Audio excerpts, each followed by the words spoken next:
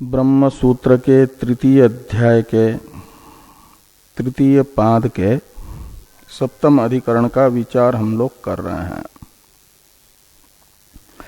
आज ध्यानाधिकरण नामक इस अधिकरण के संक्षिप्त स्वरूप को बताने वाले अधिकरण सार का विचार हम लोग कर चुके हैं। भाष्य में भी इस अधिकरण के विषय संशय तथा पूर्व पक्ष को हम लोग देख चुके हैं। टीका में टीकाकार ने इस अधिकरण का पूर्व अधिकरण के साथ संबंध तथा इस अधिकरण के पूर्व पक्ष तथा सिद्धांत में जो फलभेद है वो भी बता दिया है। इस अधिकरण का विषय कठोपनिषद का मंत्र है। इंद्रियभ्य परा ह्यर्था ह्यर्थेभ्यश्च परम मनः इत्यादि दो मंत्र इंद्रियों की अपेक्षा अर्थ को, अर्थ की अपेक्षा मन को, ऐसे उत्तरोत्तर पदार्थों को पूर्व पदार्थों की अपेक्षा परत्वेन रूपेण बता रहे हैं और अव्यक्त की अपेक्षा पुरुष को पर बताया और ये कहा कि पुरुषान्न परम किंचित सा काष्ठा सा परागति, पुरुष से पर और कोई नहीं है। परत्व की पराकाष्ठा पुरुष है, वही परम प्राप्तव्य है। तो इन दो मंत्रों के अर्थ के विषय में ये संशय होता है कि ये दोनों मंत्र पूर्व की अपेक्षा परत्वेन रूपेण अर्थादि में से प्रत्येक पदार्थ का प्रतिपादन कर रहे हैं अथवा इन सब से परत्वेन रूपेण इन दोनों मंत्रों में प्रतिपाद्यत्वेन रूपेण विवक्षित मात्र पुरुष ही है।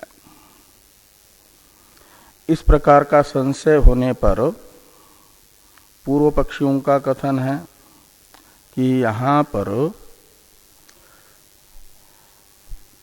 अर्थादि से लेकर के पुरुष पर्यंत समस्त पदार्थों का पूर्व की अपेक्षा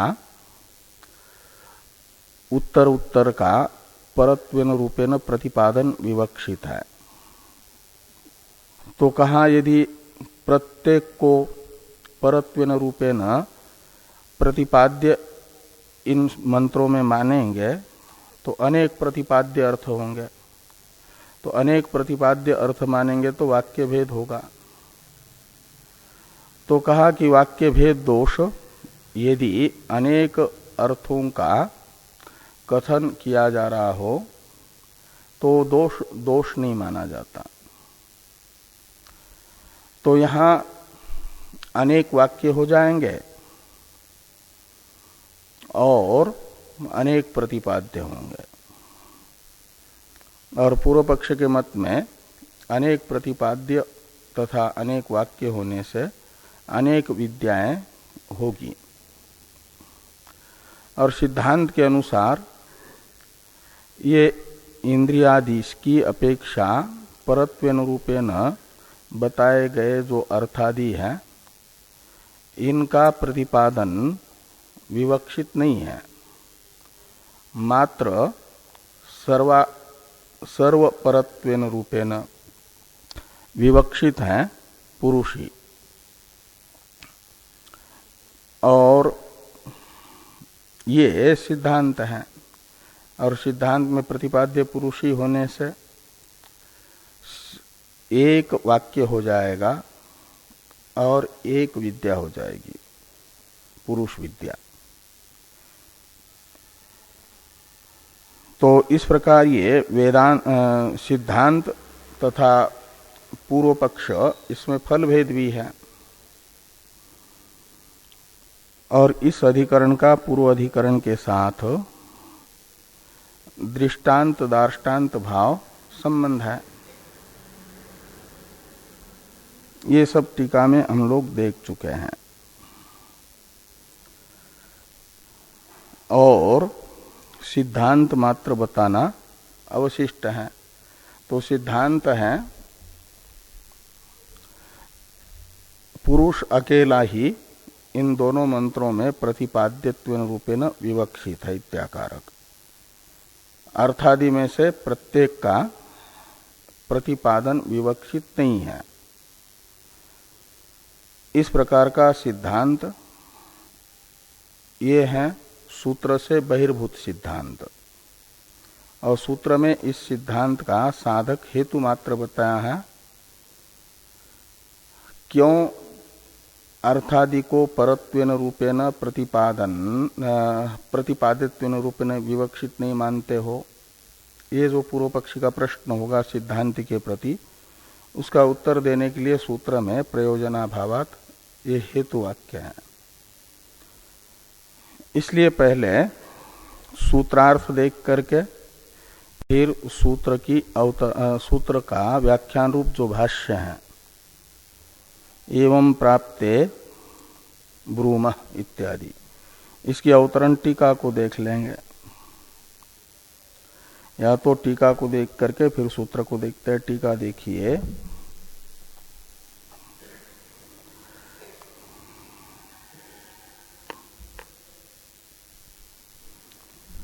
कि उत्सूत्र सिद्धांतम प्रतिज्ञाय सौत्रम हेतुम व्याचष्टे पुरुष एव इति।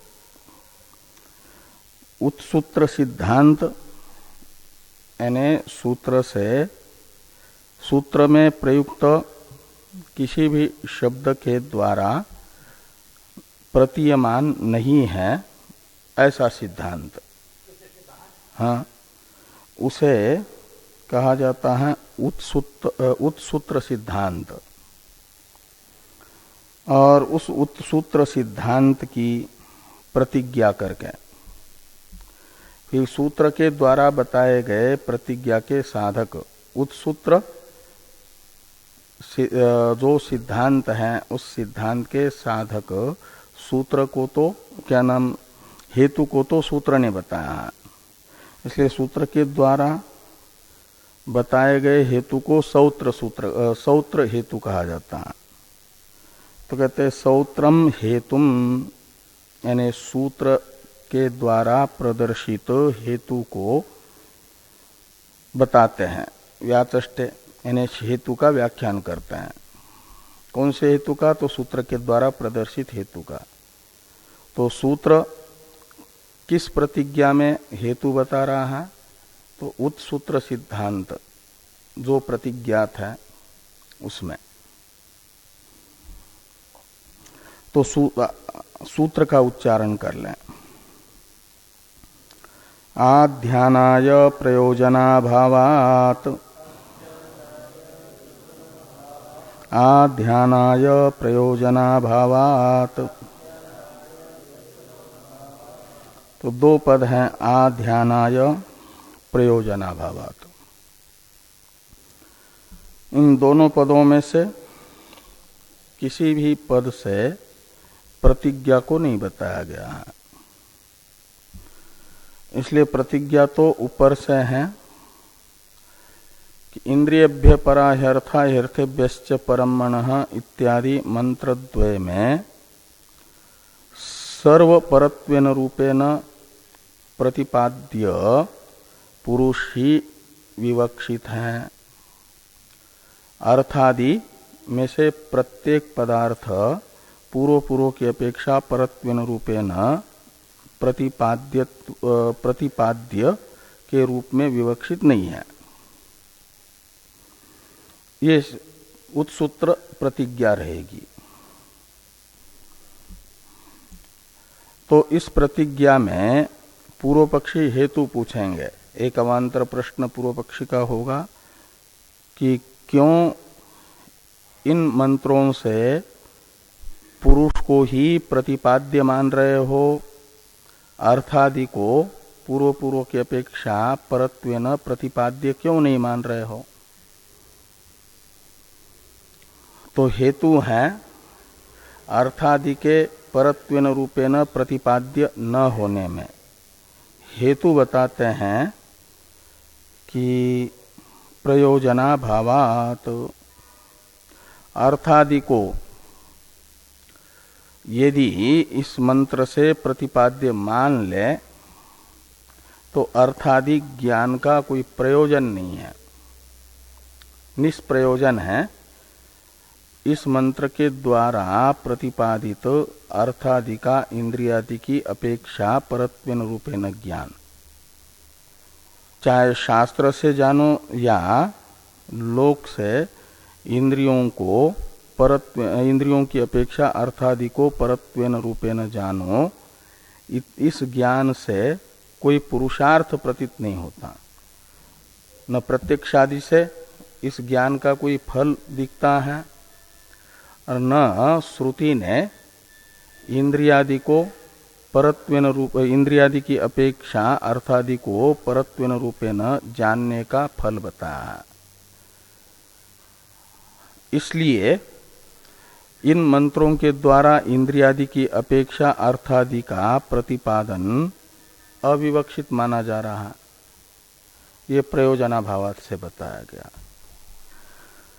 और कहा पुरुष ज्ञान को ही क्यों विवक्षित माना जा रहा है? तो इसलिए कि पुरुष का ज्ञान सफल है। पुरुष ज्ञान का फल है निचायतम मृत्युमुखात् प्रमुच्यते इत्यादि श्रुतियां तम शब्द से परामृष्ट जो पुरुष है सर्वपरत्वेन रूपेण ज्ञात। तो तम निचाय का अर्थ है इंद्रियादि की अपेक्षा परत्वेन रूपेण ज्ञात जो परमात्मा है आत्मरूप से, उस परमात्मा ज्ञान से मृत्यु से मुक्ति ये फल बता रही है। निचायतम मृत्युमुखात् प्रमुच्यते, तो मोक्ष फल है पुरुष ज्ञान का। इसलिए पुरुष का प्रतिपादन तो सफल है और अर्थादि का प्रतिपादन निष्फल होने से इन मंत्रों के द्वारा प्रतिपाद्यत्वेन रूपेण पुरुष मात्र विवक्षित है, अर्थादि विवक्षित नहीं है। ये प्रयोजनाभावात् से बताया गया। आध्यानाय, इस पद में एक पद के अवतरण के रूप में पूर्व पक्षी का अवान्तर प्रश्न होगा।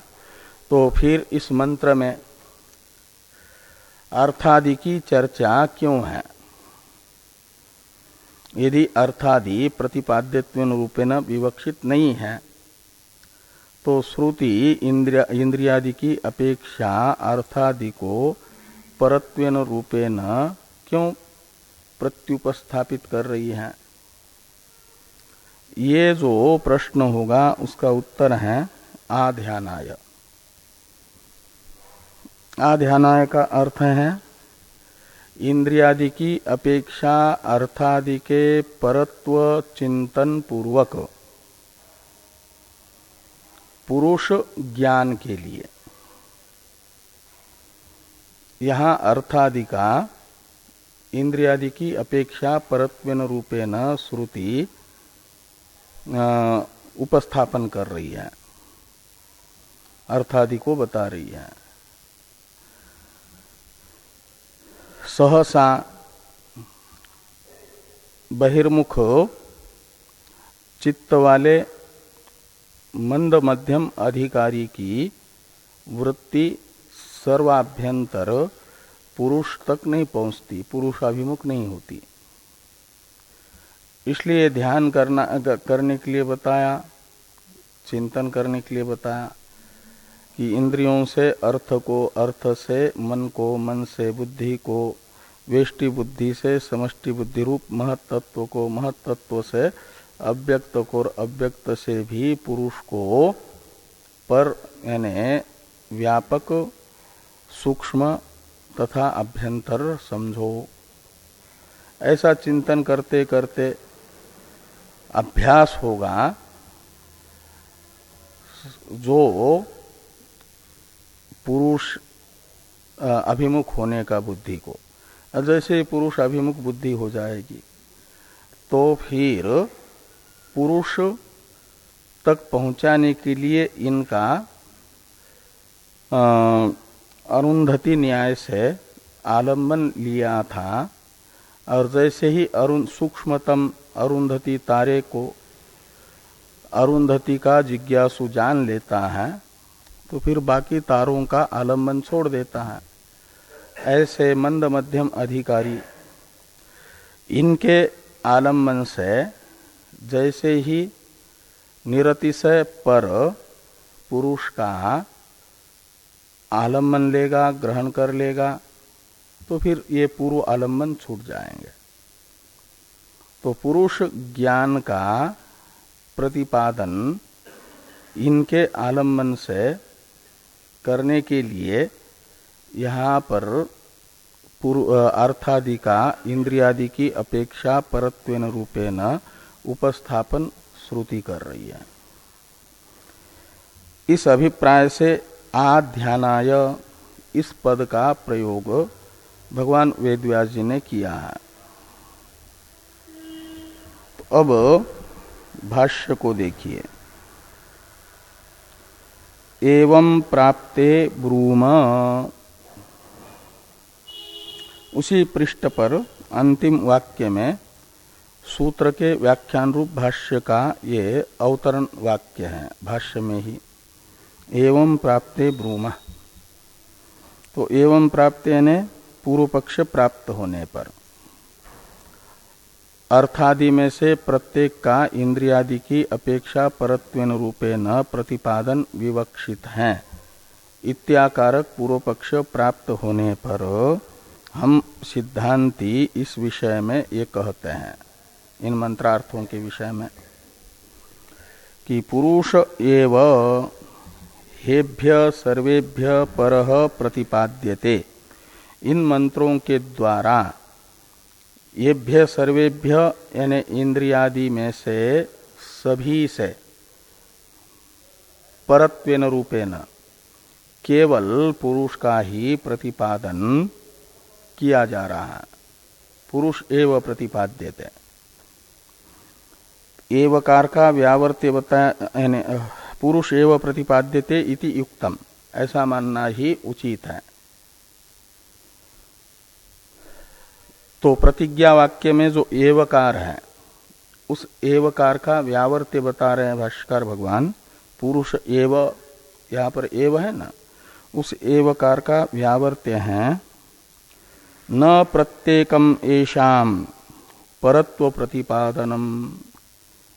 इनमें से प्रत्येक का प्रतिपादन विवक्षित नहीं है, अकेले पुरुष का ही प्रतिपादन विवक्षित है। येषाम अर्थादि नाम, प्रत्येकम यानी अर्थादि में से हरेक अर्थ का, मन का और बुद्धि का प्रतिपादन विवक्षित नहीं है। तो एवकार का जो स्पष्टीकरण हुआ कि अर्थादि प्रतिपाद्य परत्वेन रूपेण प्रतिपाद्य नहीं है करके इन मंत्रों में, तो पूर्व पक्षी प्रतिज्ञा क्या नाम, पूर्व पक्ष की प्रतिज्ञा की हानि हो जाएगी ना। इसलिए सिद्धांति को हेतु पूछ रहे हैं कि कस्मात्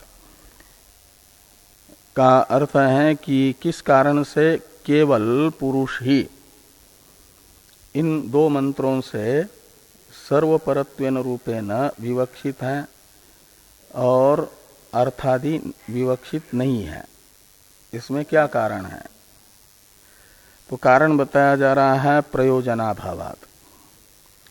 सूत्रस्थ प्रयोजनाभावात् इस हेतु को बताने वाले पद की व्याख्या है भाष्य में, न हि इतरेषु परत्वेन प्रतिपन्नेषु किंचित प्रयोजनम दृश्यते श्रूयते वा इतरेषु यानी अर्थादिषु।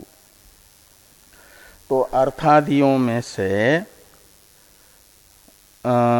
किसी का भी, प्रत्येक का भी पूर्व पूर्व की अपेक्षा परत्वेन रूपेण बोध होने पर, इनको जान लेने पर कोई भी प्रयोजन न तो लौकिक प्रत्यक्षादि प्रमाणों से दिख रहा है इनके ज्ञान का, और न तो श्रुति के द्वारा बताया जा रहा है। दृश्यते यानी लौकिक जो प्रमाण है प्रत्यक्षादि उनसे भी निश्चित नहीं हो रहा है, और न श्रूयते वा से बताया जा रहा है। तो प्रत्यक्षादि प्रमाण इनके ज्ञान का फल नहीं बता रहे हैं, तो कम से कम श्रुति बताती तो न श्रूयते वा, श्रुति के द्वारा भी नहीं बताया जा रहा है फल। तो इनका ज्ञान पूर्व पूर्व की अपेक्षा परत्वेन रूपेण अर्थादि का ज्ञान निष्प्रयोजन है। निष्प्रयोजन होने के कारण निष्फल अर्थ का प्रतिपादन श्रुति नहीं करती है, वेद नहीं करता है। इसलिए माना गया कि इन मंत्रों में ये अर्थादि पूर्व की अपेक्षा परत्वेन रूपेण प्रतिपाद्य नहीं है। तो कहा फिर जिसको विवक्षित मान रहे हो उसके ज्ञान का फल तो श्रुत है। ये कह रहे हैं कि पुरुषे तु इंद्रियादिभ्य परस्मिन् सर्वानर्थ व्रातातीते प्रतिपन्ने दृश्यते प्रयोजनम मोक्ष सिद्धि। तो पुरुष का जब आत्मरूप से निश्चय हो जाता है तो मोक्ष रूपी फल की प्राप्ति ये प्रयोजन है। मोक्ष सिद्धि यानी मोक्ष प्राप्ति फल है। पुरुषे का विशेषण है पुरुषे प्रतिपन्ने सति, यानी पुरुष को जान लेने पर मोक्ष सिद्धि ही प्रयोजनम दृश्यते, ऐसा अन्वय करना। तो पुरुष ज्ञान का फल मोक्ष की प्राप्ति ये अनुभव में आता है विद्वानों के। दृश्यते का अर्थ है अनुभूयते, विद्वत भी।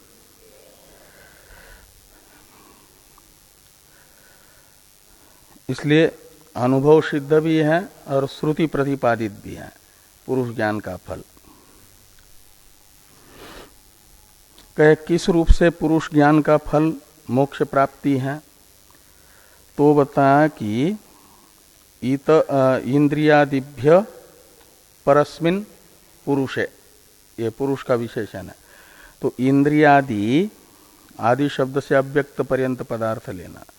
तो इंद्रिय, अर्थ, मन, बुद्धि, महत्त्व और अव्यक्त से पर जो पुरुष है वह समस्त अनर्थ समूह से अतीत है।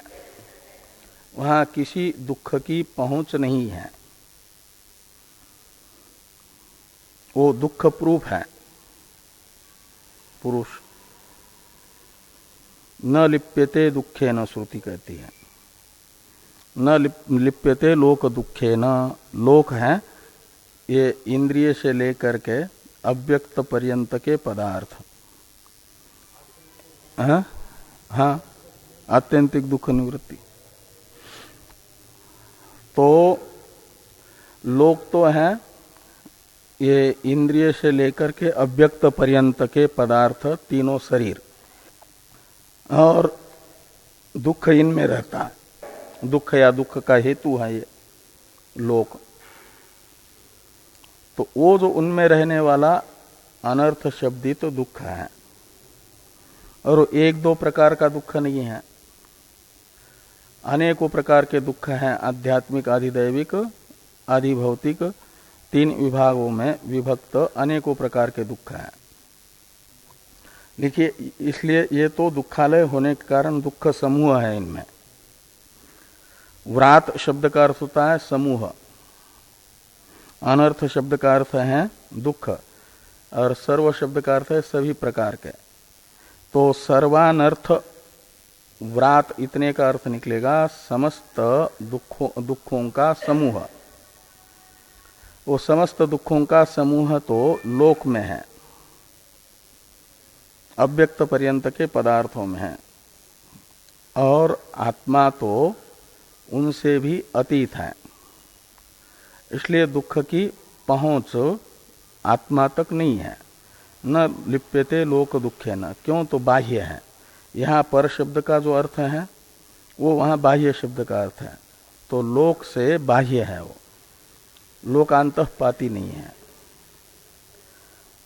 तो लोक से पर है, असंस्पृष्ट है। इसलिए सर्वानर्थ व्रातातीते पुरुषे इंद्रियादिभ्य परस्मिन् प्रतिपन्ने सति, यानी आत्मना निश्चिते सति, आत्म रूप से निश्चित होने पर पुरुष मोक्ष सिद्धि प्रयोजनम दृश्यते। विद्वानों के अनुभव में जो फल आता है उसका जिज्ञासु के लिए श्रुति प्रतिपादन भी करती है। तथा च श्रुति निचायतम मृत्युमुखात् प्रमुच्यते इति, तो तम निचाय, इसमें तम शब्द इंद्रियादि से पर सर्वानर्थ व्रातातीत जो पुरुष है उस पुरुष का परामर्शक है, और उसे निचाय का अर्थ है आत्मना अनुभूय, आत्म रूप से निश्चित करके। इंद्रियों से पर सर्वानर्थातीत पुरुष का आत्म रूप से दृढ़ अप्रोक्ष निश्चय करके मृत्युमुखात् प्रमुच्यते, मृत्युमुख से प्रमोचन ही मोक्ष है, वो मोक्ष प्राप्त कर लेता है।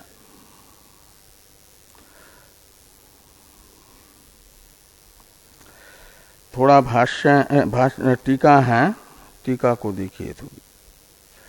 फलवत्वे सति अपूर्वत्वात् पुरुषस्यैव प्राधान्येन प्रतिपाद्यत्वम् अफल अर्थादीनां परत्वन्तु तत्शेषत्वेन उच्यते इत्यर्थ। तो सफल होता हुआ अपूर्व होने से पुरुष ही इन मंत्रों में विवक्षित है। अपूर्व का अर्थ है प्रमाणांतर से अज्ञात, तो प्रत्यक्षादि जो लौकिक प्रमाण है उनसे अज्ञात भी है और पुरुष ज्ञान सफल भी है। इसलिए पुरुष ही यहाँ विवक्षित है इंद्रियादि की अपेक्षा परत्वेन रूपेण प्रतिपाद्य। और ये जो अर्थादि हैं ये निष्फल है, इनको जान भी ले इंद्रियादि की अपेक्षा परत्वेन रूपेण, तो न तो इनका कोई लौकिक प्रमाण से फल निश्चित हो रहा है, न श्रुति बता रही है, इसलिए अफल है। तो अर्थादीनाम अफल अर्थादीनाम परत्वन्तु, तो फिर परत्व क्यों बताया जा रहा है? तो आध्यानाय का अर्थ करते हुए कहा जा रहा है कि तत्शेषत्वेन उच्यते। तो इंद्रियादि की अपेक्षा अर्थादि का परत्वेन रूपेण चिंतन करते करते सर्व परत्वेन रूपेण पुरुष का निश्चय करने के लिए ये अर्थादि का प्रतिपादन है। हाँ, तो अंग रूप हो गया, पुरुष ज्ञान का अंग हो गया, यानी साधन हो गया, शेष हो गया। अब अपिच इत्यादि की अवतरण टीका है, किंच इत्यादि। किंच पुरुषान्न परम किंचित सा काष्ठा इति वेदः पर निषेधलिंगेन सर्व बाधावधित्व लिंगेन च पुरुषे तात्पर्यं दर्शयन् पूर्वस्मात् पूर्वस्मात् अपरस्य अपरस्य परत्वोक्ति ही तदर्था इति दर्शयति इत्याह अपिचैति। तो ये कहते हैं कि मंत्र का जो वाक्य शेष है पुरुषान्न परम किंचित, ये सा काष्ठा सा परागति, ये तो इस वाक्य शेष से परत्वेन रूपेण पुरुष की अपेक्षा अन्य का निषेध किया जा रहा है। का मतलब परत्व की चरम अवधि पुरुष को बताया जा रहा है, पुरुषान्न परम किंचित। और सा काष्ठा सा परागति, इससे परत्व की पराकाष्ठा पुरुष को बताया गया। तो ये पर प्रतिषेध रूप जो ज्ञापक है और सर्व बाधावधित्व जो लिंग है सा काष्ठा से बताया गया। इससे ये लगता है कि पुरुष में ही इस मंत्र का तात्पर्य है, इसलिए तो उससे पर का निषेध किया जा रहा है और उसी को पूर्व के बाध की अवधि के रूप में बताया जा रहा है। इसलिए यानी जिसको अवधि बताया जाएगा माना जाएगा कि वो सत्य है, अधिष्ठान है, वहीं तक निषेध हो सकता है, बाध हो सकता है। हाँ, तो पुरुष का बाध नहीं होगा, अबाधित पुरुष को बताया जा रहा है। ये पुरुष के प्रतिपादन में तात्पर्य का लिंग है, ज्ञापक है। तो पुरुषे तात्पर्यम दर्शयन, दर्शयन का दर्शयन ये वेद का विशेषण है।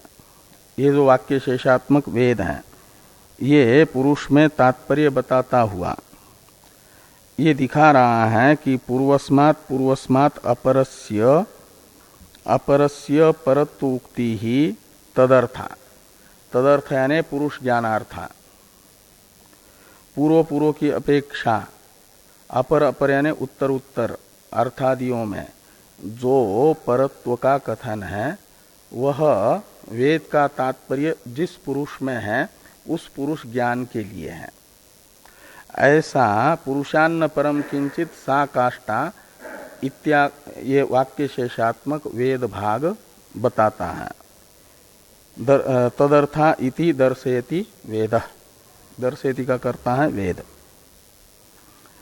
इति आह, ऐसा भगवान भाष्यकार कह रहे हैं अपिच इत्यादि वाक्य से।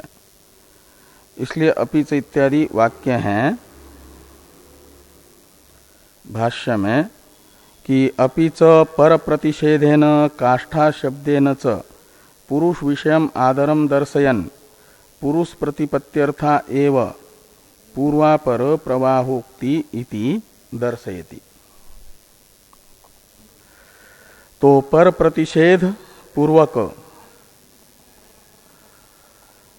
काष्ठा शब्द का प्रयोग ये पुरुष के विषय में वेद का आदर दिखाता हुआ ये बता रहा है एक प्रकार से वेद कि पुरुष प्रतिपत्त्यर्था एव पूर्वापर प्रवाहो उक्ति, जो पूर्व की अपेक्षा उत्तर में परत्व का कथन है वह पुरुष ज्ञान के साधन के रूप में है। जैसे अरुंधति का ज्ञान कराने के लिए बहुत पहले अन्य तारों को दिखाया जाता है, फिर सप्तऋषि मंडल को दिखाया जाता है, फिर वशिष्ठ को दिखाया जाता है, फिर अरुंधति का ज्ञान कराया जाता है। तो ये सब पूर्व का जितना भी कथन है वह अरुंधति ज्ञान के लिए है। ऐसे ये पुरुष सूक्ष्मतम होने से पुरुष ज्ञान के लिए ही पूर्व का की अपेक्षा उत्तर में परत्व का कथन है। इति दर्शयति, ये प्रयोजना भावात यहाँ तक की व्याख्या हो गई इस पद की एक प्रकार से सूत्र में। अब आध्यानाय ये जो पद है प्रथम पद, इसका प्रतीक के रूप में ग्रहण करके भगवान भाष्यकार व्याख्यान कर रहे हैं। आध्यानाय इति ये प्रतीक ग्रहण है, आगे व्याख्यान है आध्यान पूर्वकाय इत्यादि। आध्यानाय इत्यादि प्रतीक की अवतरण टीका है। अर्थादीनाम अत्र उक्ति ही आध्यानाय तत्तत्परत्व ध्यान पूर्वकम पुरुष दर्शनाय एव स्वतः प्रयोजनाभावात् इति सूत्रम योजयति आध्यानाय इति। मंत्र में अर्थादि का जो इंद्रियादि की अपेक्षा परत्वेन रूपेण कथन है, वह इंद्रियादि की अपेक्षा अर्थादि का परत्वेन रूपेण चिंतन करते करते पुरुष को जान ले मंद मध्यम अधिकारी, इस अभिप्राय से है। इसे कहा कि तत्तत् परत्व ध्यान पूर्वकम पुरुष दर्शनाय एव। क्यों? तो कहते हैं स्वतः प्रयोजनाभावात्, स्वतंत्र रूप से इंद्रियादि की अपेक्षा अर्थादि के परत्वेन रूपे न ज्ञान का कोई प्रयोजन न होने से जो सफल पुरुष ज्ञान है उसका साधन होगा। इंद्रियादि की अपेक्षा अर्थादि का परत्वेन रूपेण ज्ञान एक मीमांसकों का न्याय है, फलवत सन्निधो अफलम तदंगम। सफल साधन के पास में कहा गया जो निष्फल साधन है उसे सफल साधन का अंग माना जाता है, शेष माना जाता है, तो उसमें साफल्य आ जाता है। सीधा फल कोई नहीं है तो जो फलवान है उसका वो साधन बनेगा, अंग बनेगा। पुरुष ज्ञान का तो सीधा फल है, निचायतम मृत्युमुखात प्रमुच्यते, इससे बताया गया मोक्ष। और अर्थाधिक ज्ञान का कोई प्रयोजन नहीं है, तो इसलिए मोक्ष प्रयोजन वाले पुरुष ज्ञान का ये अंग बनेंगे, साधन बनेंगे। इस अभिप्राय से ये कहा कि स्वतः प्रयोजनाभावात्, स्वयं स्वतंत्र फल अर्थादि के ज्ञान का न होने से इंद्रियादि की अपेक्षा अर्थादि का परत्वेन रूपेण ज्ञान सर्वाभ्यंतर जो पुरुष है उसके ज्ञान का अंग बनेगा, साधन बनेगा। इस प्रकार का अर्थ बताने वाला जो सूत्र है, ऐसे ही सूत्र की योजना की जा रही है, अन्वय बताया जा रहा है। आध्यानाय इति, आध्यान पूर्वकाय सम्यक दर्शनाय इत्यर्थ। तो आध्यान पूर्वक यानी इंद्रियादि की अपेक्षा अर्थादि का परत्वेन रूपेण चिंतन पूर्वक, आध्यान है चिंतन। सम्यक दर्शनाय ने पुरुष ही सर्वाभ्यंतर आत्मा मैं हूं इत्याकारक सम्यक ज्ञान के लिए, पुरुष ज्ञान के लिए इंद्रियादि की अपेक्षा अर्थादि का परत्वेन रूपेण कथन है श्रुति में।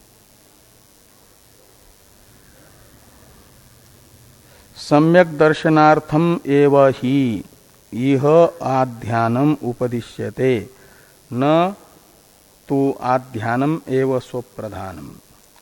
यहाँ अर्थादि का इंद्रियादि की अपेक्षा परत्वेन रूपेण चिंतन पुरुष ज्ञान के साधन के रूप में ही बताया जा रहा है। सम्यक दर्शनार्थम एव, ये एवकार का व्यावर्त्य बताया जा रहा है कि न तो आध्यानम एव स्वप्रधानम, कि स्वतंत्र साधन के रूप में इंद्रियादियों की अपेक्षा अर्थादि का परत्व चिंतन यहाँ कोई साधन नहीं बताया जा रहा किसी फल विशेष के स्वतंत्र साधन के रूप में, अपितु पुरुष ज्ञान के साधन के रूप में अर्थादि का ध्यान बताया जा रहा है इंद्रियादि की अपेक्षा परत्वेन रूपेण।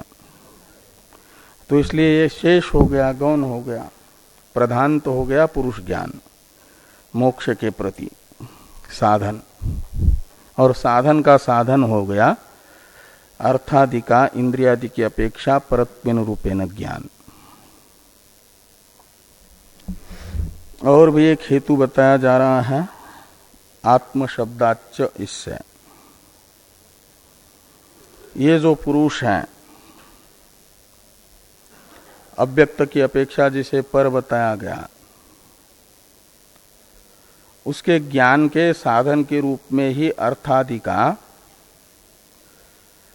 पूर्व की अपेक्षा परत्वेन रूपेण कथन है, और पुरुष ज्ञान ही प्रधान है। यह बात पुरुष के लिए उत्तर मंत्र में आत्मा शब्द का प्रयोग होने से भी निश्चित होता है। इसे आत्म शब्दाच्च इत्यादि से कहा जा रहा है। आत्म शब्दाच्च इस सूत्र की अवतरण टीका को देखिए। आत्मत्वादि लिंगैश्च पुरुषेव प्रतिपाद्य इत्याह आत्म शब्दाच्च इति। तो आत्मत्वादि जो लिंग है यानी ज्ञापक है, इससे भी उस प्रकरण का तात्पर्य विषय पुरुष ही है, यह निश्चित होता है। इस अभिप्राय से आत्म शब्दाच्च ये सूत्र आ रहा है। इस सूत्र का उच्चारण किया जाए। आत्म शब्दाच्च, आत्म शब्दाच्च, आत्म शब्दात और च ऐसे दो पद हैं। आत्म शब्दात पंचमी और च अव्यय। कहते हैं इस मंत्र में सर्वपरत्वेन रूपेण पुरुष ही प्रतिपाद्य हैं, और इंद्रियादियों की अपेक्षा अर्थादि में परत्व का कथन पुरुष ज्ञान के लिए ही है। ये जो सिद्धांति की प्रतिज्ञा है, यह प्रतिज्ञा प्रयोजनाभावात इस हेतु के तरह अन्य हेतु से भी सिद्ध होती है। वो अन्य हेतु है आत्मशब्दात।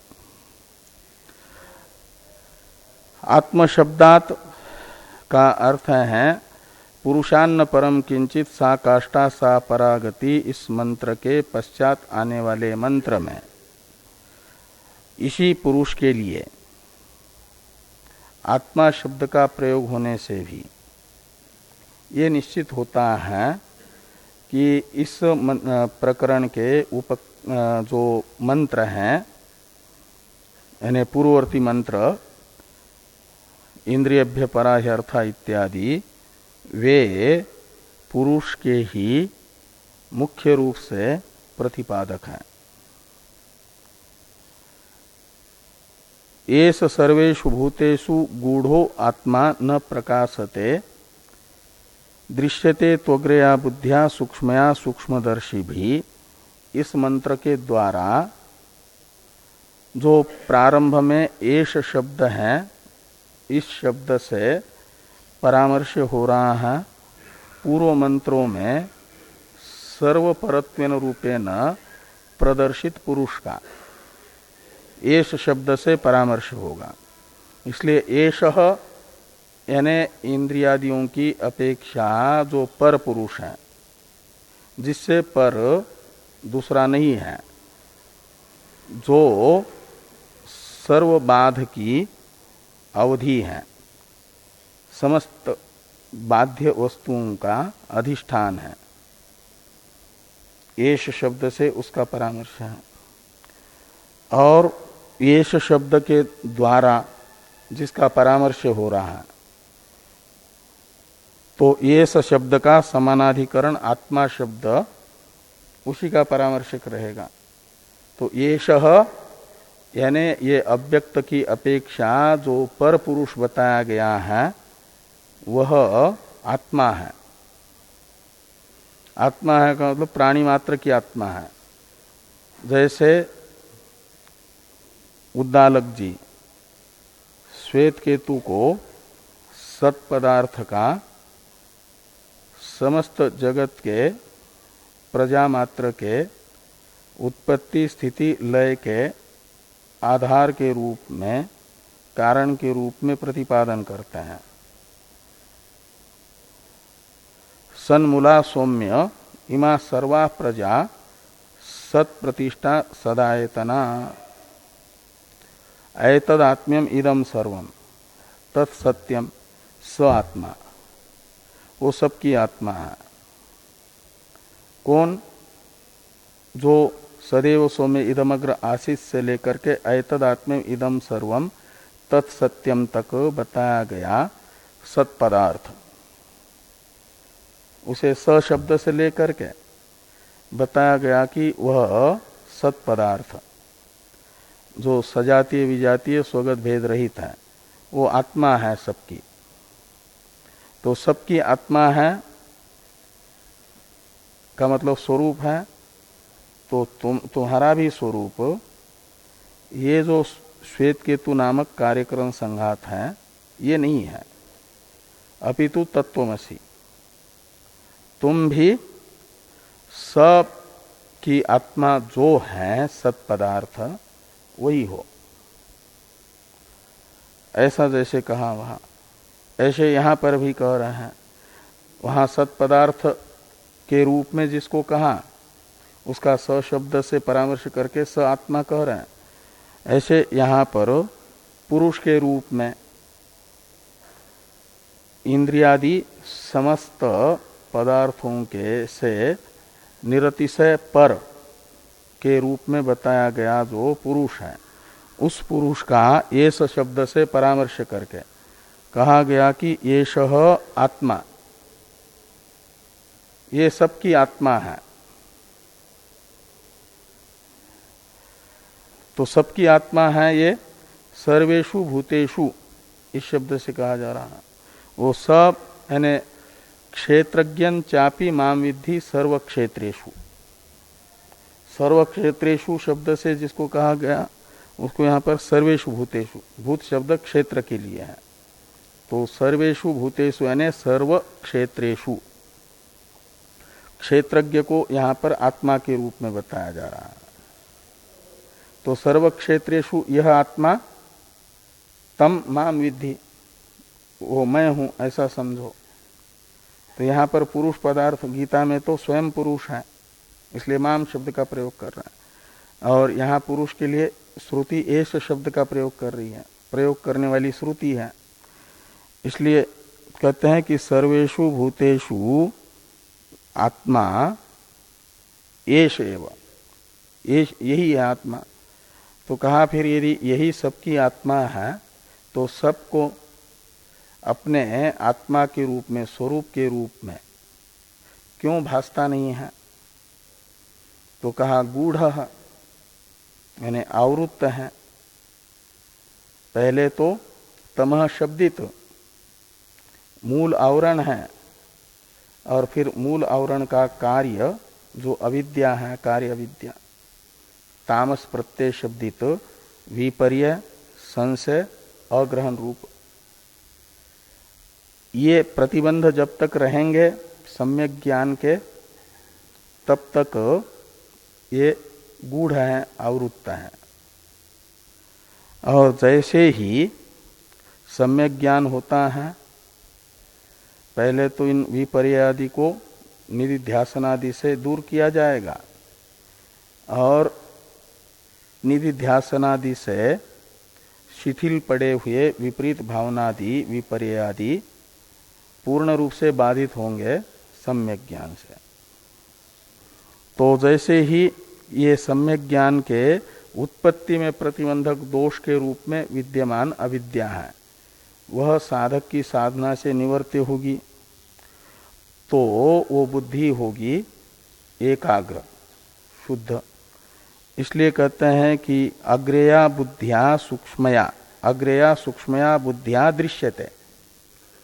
तो जो निर्दोष बुद्धि है,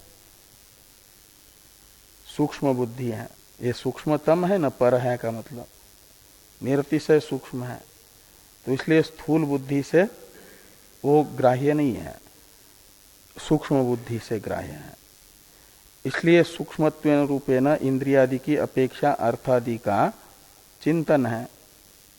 चिंतन करते करते अनात्म पदार्थ में भी स्थूल पदार्थों से सूक्ष्म सूक्ष्मतर सूक्ष्मतम पदार्थों का चिंतन करते करते बुद्धि सूक्ष्म बनती जाएगी। जैसे जैसे ऐसे ऐसे वह आत्माभिमुख होगी, आत्मग्रहण योग्य होगी।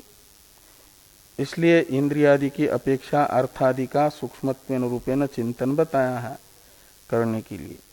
और फिर जैसे ही पूर्ण सूक्ष्म, जैसी सूक्ष्म चाहिए और एकाग्र चाहिए और शुद्ध चाहिए, ऐसी शुद्ध होगी तो सर्वेषु भूतेषु गूढ़ आत्मा सूक्ष्मया अग्रेया बुद्धिया दृश्यते, यानी अनुभूयते, आत्म रूप से अनुभव में आएगा वो पुरुष।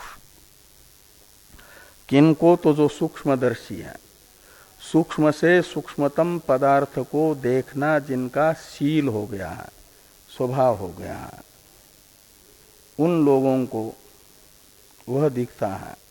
सूक्ष्म पदार्थ दर्शनशील व्यक्ति के अनुभव में आता है आत्म रूप से, इदंतया नहीं। इति, ये जो मंत्र है, इस मंत्र में आत्मा शब्द का प्रयोग सूक्ष्मतम जो पुरुष है उसके लिए होने से भी ये निकलता है कि अनात्मा जो अर्थादि है, ये पुरुष ज्ञान के साधन के लिए भले ही चिंतनीय है, लेकिन उनका ही प्रतिपादन स्वप्रधानतया विवक्षित नहीं है।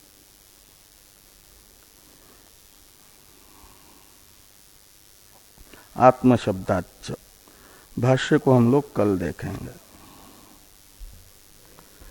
ओम पूर्णमदः पूर्णमिदं पूर्णा